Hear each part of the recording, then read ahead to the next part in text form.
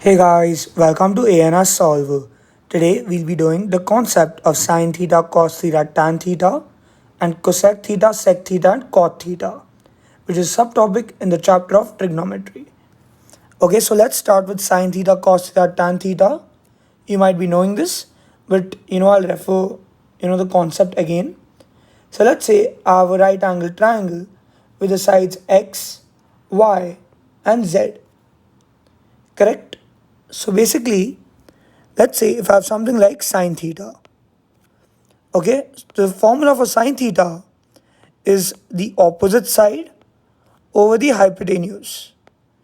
The hypotenuse is basically the longest side in the right angle triangle, and to remember it, it's basically always opposite to the 90-degree angle.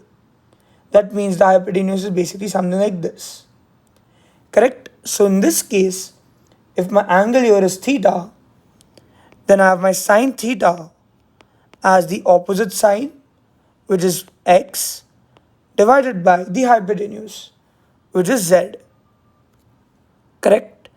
This is what I simply have. Now I have cos theta, which is basically the adjacent, divided by the hypotenuse. So I can write this as cos theta, the adjacent side is y. So I write y divided by z. Correct?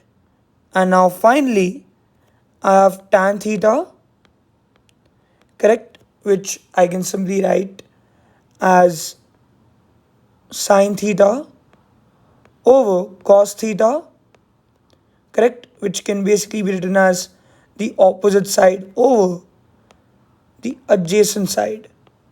So I can write my tan theta, correct, basically as x over y. Correct? This is how I can simply write this. So this was a basic concept which you already know. Now we'll be doing cosec theta, sec theta, and cot theta. Okay, so you need to know cosec theta is basically equal to 1 over sine theta, correct? Then I have sec theta, which is basically 1 over cos theta, correct? And then I have cot theta, which is simply 1 over tan theta. So I can even write this as, I can write cosec theta as, because it's 1 over sine theta, I can write the opposite to the normal sine theta. So it will be the hypotenuse divided by opposite. Correct? So my cosec theta, will basically be equal to the opposite or the hypotenuse, which is z, divided by the opposite, which is x. Correct? Now I have sec theta, so I can write sec theta basically as the hypotenuse over the adjacent. Correct? So I can simply write my sec theta as the z divided by y. Correct?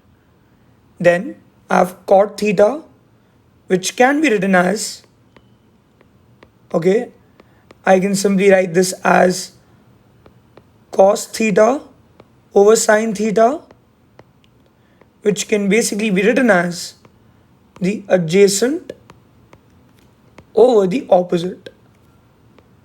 So I can write my cot theta basically as y over x. Correct? This is what I basically get.